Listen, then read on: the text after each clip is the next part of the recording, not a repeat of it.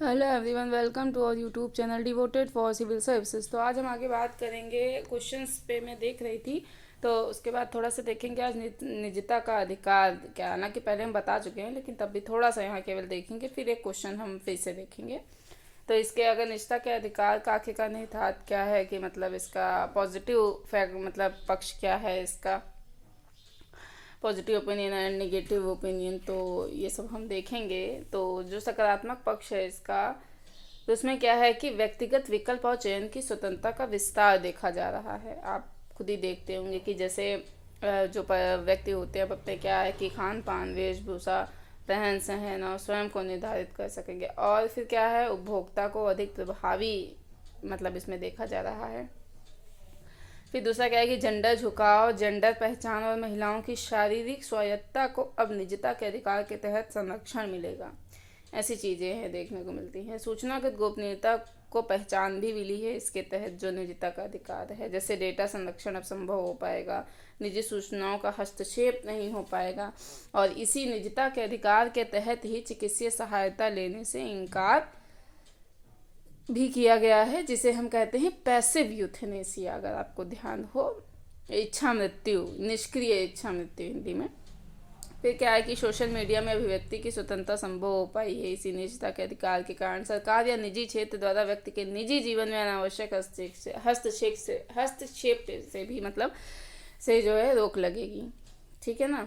Next क्या है अब कि चुनौतियां इसकी हम देखेंगे। क्या है कि भारत में विधिक साक्षरता चूंकि कम है, तो ऐसे में निजता के अधिकार के संबंध में पर्याप्त जागरूकता नहीं है लोगों में।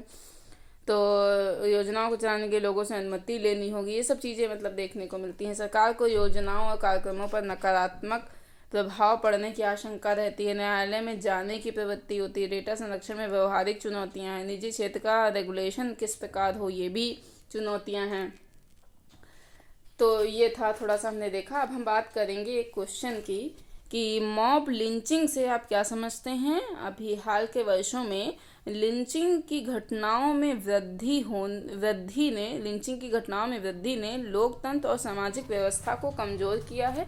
ऐसी घटनाओं के कारण इनके समाधान क्या हैं, मतलब ऐसी घटनाओं के कारण और इनके समाधान क्या है, ये बताना है। लगभग 200 से 250 शब्दों में आपको लिखना है। तो हम देखते हैं, देखिए इसमें दो तीन हैं। एक तो है कि हम परिभाषा देंगे, क्योंकि क्या समझते हैं पूछा मॉब लिंचिंग से 20-25 शब्दों में। फिर क्या करेंगे, लोकतंत्र और सामाजिक व्यवस्था इसने पूछी है ना, उसको कमज़ोर किया है, तो उसको थोड़ा बताएंगे 25 से 30 शब्दों में। फिर इसके कारण बताएंगे लगभग 70 शब्दों में। फिर इसके समाधान बता देंगे लगभग 60 से 70 शब्दों में। तो ऐसा मुझे करना है, तब ये कंप्लीट हो जाएगा। तो देखिए, तो हम थोड़ा समझाते हैं फिर लिखने वाला देखेंगे। देखिए, लिंचिंग का मतलब है एक व्यक्ति किसी की हत्या कर रहा है, तो हम कहते हैं ये एक अपराध है, एक व्यक्ति के द्वारा दूसरे व्यक्ति का। लेकिन एक भीड़ के द्वारा एक व्यक्ति की हत्या की जाती है, तो भीड़ में आप आइडेंटिफाई नहीं कर सकते हैं कि किसने हत्या की है, तो इसमें कोई सजा नहीं मिल पाती है। हालांकि पुलिस द्वारा अज्ञात लोगों के खिलाफ शिकायत जरूर दर्ज कराई जाती है, लेकिन कोई ठोस सबूत नहीं मिल पाता है, और इसलिए भीड़ के द्वारा हिंसा करना आसान हो जाता है। ये एक मूल समस्या है। हाल के वर्षों में जो नया घटनाक्रम देखा जा रहा है कि भीड़ की हिंसा में भी एक फर्क आ रहा है। फर्क क्या है, लिंचिंग को तो हम ऐसे ही सामान्य रूप में डिफाइन कर सकते हैं कि कुछ लोगों के द्वारा किसी व्यक्ति के ऊपर किया गया हमला हो गया लिंचिंग भाई। लेकिन आजकल जो नए तरीके की घटनाएं देखी जा रही हैं कि कोई भीड़ है, वह जिस व्यक्ति को लक्षित यानी टारगेट कर रहे हैं वो किसी खास समुदाय का है, और उस समुदाय को लेकर एक घृणा की भावना देखी जा रही है। यह घृणा की भावना जातीय आधार पर हो सकती है, धार्मिक, क्षेत्रीय, लैंगिक आधार पर मतलब हो सकती है। सब चीज़ें इसमें देखे जा रही हैं। तो और उसको लेकर घृणा हमारे अंदर है, हम उसके ऊपर हमला कर रहे हैं। इस विशेष प्रकार की घटना को हम मॉब लिंचिंग कहते हैं। ठीक है ना, मतलब किसी विशेष उसको लेकर के, चाहे धार्मिक हो सकता है या जातीय, क्षेत्रीय, लैंगिक, ऐसा हो सकता है। जैसे हिंदुओं की एक भीड़ जो है अखलाक नामक किसी व्यक्ति पर हमला कर रही है, तो उसके दिमाग में ऐसी बातें हैं कि यह व्यक्ति जो है गौ मांस का सेवन करता है या उसका व्यापार करता है, और यह हमारे धर्म के खिलाफ है। यह एक पूर्वाग्रह है कि मुस्लिम ऐसे ही होते हैं। लव जिहाद के नाम पर किसी को पकड़ा गया, उसको पीटा गया। चोरी के आरोप में किसी मुस्लिम को पकड़ा गया, उसको पीटा गया। ये लोग ऐसे ही होते हैं, ऐसा कहकर ये चीज़ें, इन घटनाओं को अंजाम दिया जाता है। ठीक उसी तरीके से कोई एक साधु या संत है, कोई हिंदू धर्म का व्यक्ति है, उसे अन्य समुदाय को ज़्यादा भीड़ ने या अन्य जातियों ने मतलब मिलकर पीटना शुरू किया, तो उसके प्रति इतनी घृणा की भावना थी कि इस तरीके से लोग मतलब ऐसे ही होते हैं कि इनको छोड़ना नहीं चाहिए, ऐसा समथिंग। तो हाँ, आपने देखा होगा भी, पिछले शायद 2 साल की बात है मुझे लगता है, कि महाराष्ट्र में पालघर की घटना थी, इसी तरीके की थी कि वहाँ पर 2 साधुओं को पुलिस के सामने भीड़ ने मतलब पीट पीट कर मार डाला। कई जगहों पर महिलाओं को डायन या बच्चों की चोरी के नाम पर महिलाओं को प्रताड़ित किया जाता है या मार डाला जाता है भीड़ के द्वारा। इस तरीके की घटनाएं समाज में बड़ी तेजी के साथ बढ़ रही हैं, और इन्हीं घटनाओं को हम मॉब लिंचिंग के रूप में डिफाइन करते हैं।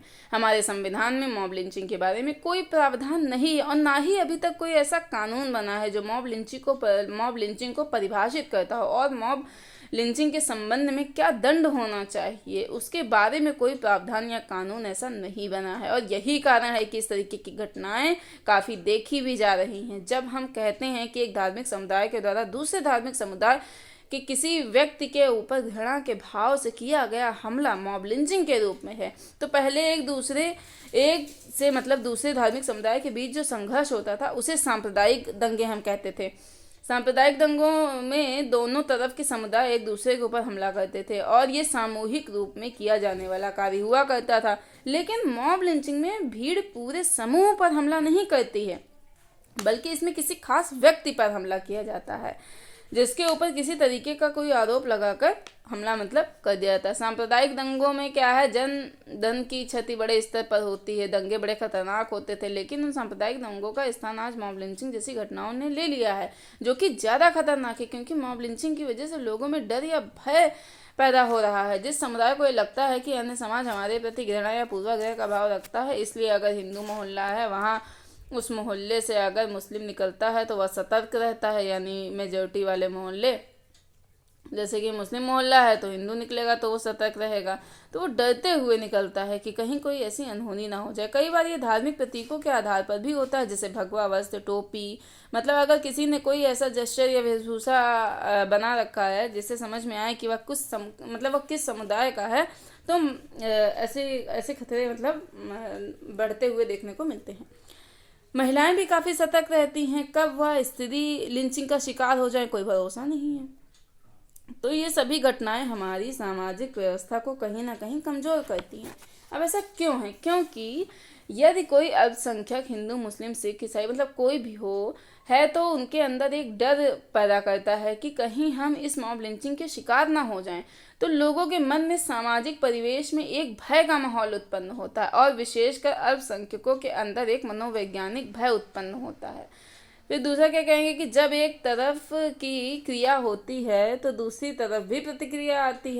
ये समाज में सामाजिक संघर्ष को बढ़ावा देता है, सामाजिक सौहार्द को लगातार कमजोर करता है, सह अस्तित्व, बंधुत्व, साझेपन की भावना को भी कमजोर करता है, जो कि हमारे समाज के लिए बेहद मुश्किल है।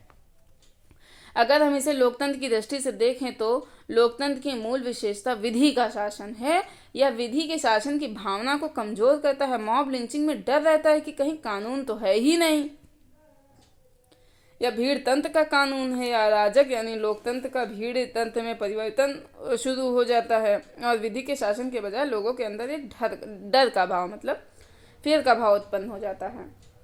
न्याय व्यवस्था पर लोगों का भरोसा उठने लगता है। ऐसे में सामाजिक और लोकतांत्रिक मूल्यों की गिरावट बड़ी तेजी के साथ होती है।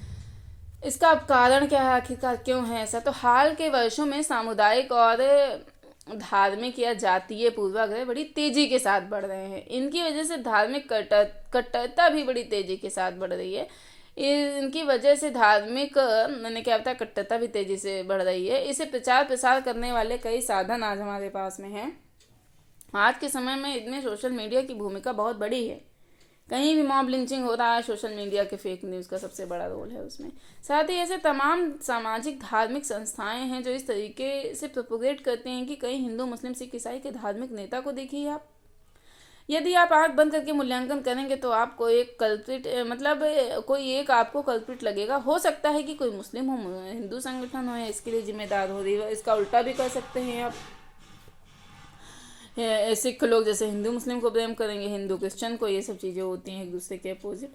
तो ये सभी एक दूसरे के ऊपर ब्लेम करते हैं। ये समस्या सभी धार्मिक समुदायों में देखने को मिल रही है और सभी धार्मिक समुदाय और इनके नेता इस तरीके की भावनाओं को उत्तेजित करने का काम कर रहे हैं। तो भीड़ को तो देखो कोई डर है नहीं। भीड़ को मालूम है कि अगर हम किसी की हत्या कर रहे हैं तो हमारे ऊपर कोई कानून नहीं होने वाला है, ठीक है ना। हमारा सामाजिक बहिष्कार भी नहीं होने वाला है, यानी हमारी सामाजिक छवि पर भी कोई चोट नहीं पहुंचने वाली है, क्योंकि आप तो वीर और बहादुर माने जाएंगे। जिस तरीके से मोहम्मद अखलाक की मृत्यु हुई मॉब लिंचिंग के जरिए, और जो लोग उसमें अभियुक्त बनाए गए जब उन्हें जमानत से रिहा किया गया, तो उसी समुदाय के द्वारा फूलों के जरिए उनका स्वागत किया गया। यानी अगर ऐसे लोगों को या ऐसी भावनाओं को अगर हम एग्जाम्पल के रूप में सेट करेंगे तो निश्चित तौर पर देश और समाज में इनका प्रसार होगा।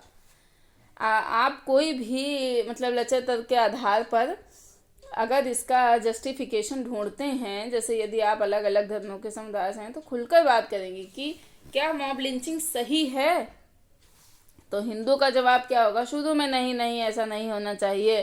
फिर पूछने पर बोला गया लेकिन वहाँ तो कहा गया कि लेकिन वहाँ गाय का मांस पाया गया, इस तरीके की घटना वहाँ पर हुई और भावना भड़कनी शुरू होगी, कहेंगे कि बिल्कुल सही है मॉब लिंचिंग, तब ऐसे बोलने लगेंगे। ऐसे लोगों को तो छोड़ना ही नहीं चाहिए। कानून सरकार कुछ नहीं, ऐसे लोगों को ऑन द स्पॉट जस्टिस कर देना चाहिए। ये लोग कैसे हमारी धार्मिक भावनाओं के साथ खेल सकते हैं। ठीक इसी तरीके से जब नागरिकता संशोधन कानून का विरोध चल रहा था तो वीडियो सर्कुलेट हुआ कि छोटे छोटे बच्चे बोल रहे थे कि पीएम को हम मार डालेंगे, हम ये कर देंगे, हम वो कर देंगे, ये कर देंगे, मतलब उल्टा सीधा सब बोल रहे थे। इस तरीके के सेंटिमेंटल घड़ा का भाव छोटे बच्चों में भी बताइए देखने को मिल रहा है उस वक्त जब ये हुआ। एक होता है लोकतांत्रिक तरीके से विरोध करना, चाहे वो सरकार हो या यहाँ पर हमारी प्रशासनिक मशीनरी हो, लेकिन जब घृणा या प्रतिकार का भाव आ जाता है, ये असहिष्णुता की भावना इतनी तेजी के साथ समाज में फैली है हाल के वर्षों में कि मतलब ये पूरी दुनिया में फैल गई। यूएसए में श्वेत और कालों के बीच संघर्ष पिछले एक दशक से देखने को मतलब मिल रहा है। इस समय काफ़ी तेज़ी से भी बढ़ा हुआ है। यूरोप और स्वीडन में भी ये सब चीज़ें हैं। श्रीलंका में एक बहुत बड़ा हमला हुआ, उसके बाद आतंकी हमला भी वहाँ पर हुआ। म्यांमार के दंगे तो हम लोग जानते ही हैं। अलग अलग दुनिया के हिस्सों में एक तरीके के दंगे, सामाजिक धार्मिक संघर्ष देखे जा रहे हैं, मतलब इस तरीके के दंगे देखे जा रहे हैं। तो लेकिन जो हमारे यहाँ मॉब लिंचिंग है ख़ास किस्म की है। यहाँ किसी भी एक व्यक्ति को, भले ही वो निर्दोष हो, जैसे एक मुस्लिम व्यक्ति को झारखंड में मतलब पकड़ा गया था और उसे पीट पीट कर मार डाला गया, जबकि उस व्यक्ति का ऐसा कुछ भी नहीं था। हालांकि गांव वालों का अपना एक अलग कहना था, लेकिन अगर वह व्यक्ति गलत भी होगा, चोरी करने के लिए भी आया हुआ होगा, तो क्या चोरी की सज़ा मृत्यु दंड है? और केवल मृत्यु का ही सवाल नहीं है, सवाल ये भी है कि इसकी वजह से हमारे मन में जो एक साइकोलॉजिकल फियर क्रिएट होता है, ये बहुत ख़तरनाक होता है। तो यहाँ पर असहिष्णुता की भावना देखी जा रही है। सोशल मीडिया के माध्यम से फेक न्यूज़ जैसी घटनाओं को और ज़्यादा बढ़ावा या प्रचार प्रसार मिल रहा है। और इनके साथ साथ हमारी जो लॉ इन्फोर्स एजेंसी हैं, यानी कानूनों को लागू करने वाली जो हमारी एजेंसियां हैं, जैसे पुलिस, जांच एजेंसी, ये सब चीज़ें, तो जब कभी वो इन मामलों को अपने हाथ में लेती हैं तो वो कभी निष्कर्ष तक नहीं पहुंच पाते हैं। अधिकांश मामलों में पर्याप्त साक्ष्य या सबूत ना होने से उन्हें छोड़ दिया जाता है। मामला जब न्यायपालिका में जाता है तो वहाँ भी मतलब ये स्थिति देखने को मिलती है। पर्याप्त साक्ष्य न होने के कारण उन्हें छोड़ दिया जाता है। जब वे छूट कर आते हैं तो समाज के द्वारा उन्हें सम्मानित किया जाता है और इस तरीके की घटनाओं को और ज़्यादा बढ़ावा मिलता है। और मॉब लिंचिंग की घटनाएं इस तरीके की घटनाओं से जुड़ी हुई हैं और इनका समाधान भी इन्हीं सबसे जुड़ा हुआ है। सबसे पहले तो हमें क्या करना होगा? समाधान में एक कानून बनाना होगा, क्योंकि लोगों के अंदर डिटरेंस यानी कि डर नहीं है। और अगर डिटरेंस कमज़ोर होगा, कानून का डर नहीं होगा, तो इस तरीके की घटनाएं होंगी। आवश्यक है कि पहले मॉब लिंचिंग को डिफाइन किया जाए तो दंड का प्रावधान किया जाए। दूसरा क्या है कि लॉ एनफोर्स एजेंसी यानी कि जुडिशियल सिस्टम को इम्प्रूव करना होगा। ऐसे मामलों को प्राथमिकता से देखने की ज़रूरत है जो हमारे लोकतंत्र या सामाजिक व्यवस्था के लिए खतरा है। समाज को जागरूक बनाना होगा, ऐसे उदारवादी तथ्यों को सामने लाना होगा जिसके जरिए हम किसी खास समुदाय के बारे में नज़रिया बनाते हैं। यदि कोई हिंदू फंडामेंटलिस्ट है, कोई मुस्लिम फंडामेंटलिस्ट है और दोनों फेमस हैं, इन्हें न्यूज़ चैनल में बिठा दिया जाता है और तो बाकी की जनता इनको देखती है, तो जो हिंदू फंडामेंटलिस्ट को देख रहा है कहती है कि जनता यही होते हैं, हिंदू कितने वायलेंट विचार हैं इनके, ये मुसलमानों को जीने नहीं देंगे, पाक भेज कर रहेंगे इनको। और जब हिंदू मुस्लिम फंडामेंटलिस्ट को देखता है तो कहेगा कि देखो गुरुजी सही कह रहे हैं थे कि मुस्लिम बहुत खतरनाक होते हैं, इनके दिमाग में कितना जहर भरा हुआ है, कितना गंदा देश के बारे में सोचते हैं, दुनिया के अन्य देशों की तारीफ करते हैं, भारत माता के नाम पर शांत और खामोश हो जाते हैं। तो जब हम इन कट्टरवादी लोगों के आधार पर अपने विचारों को निर्मित कर रहे हैं, इन्हें हम उस धर्म का प्रवर्तक या प्रतिनिधिकर्ता मान लेते हैं, तो हमारा पूरा उस समुदाय के प्रति विचार ही बदल जाता है, हिंदू मुस्लिम को लेकर, मुस्लिम हिंदू को लेकर।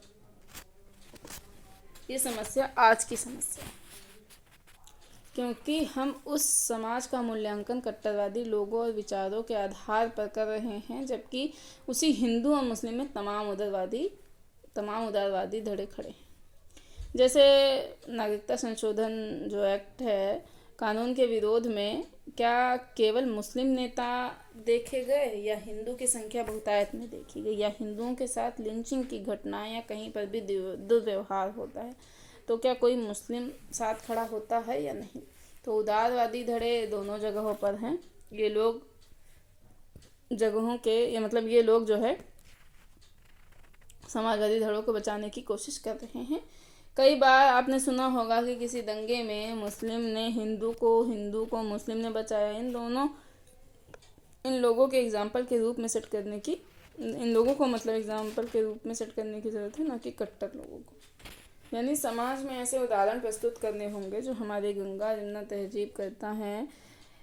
हमें ऐसे लोगों को ना तो मीडिया पर जगह देनी चाहिए और न ही समाज में। लेकिन दुर्भाग्य है देश का कि मीडिया भी ऐसे लोगों को ज़्यादा जोर शोर से आगे करती है।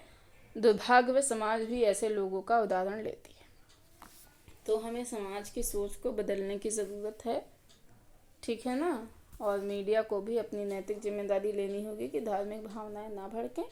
सोशल मीडिया का विनियमन भी बहुत ज़रूरी है।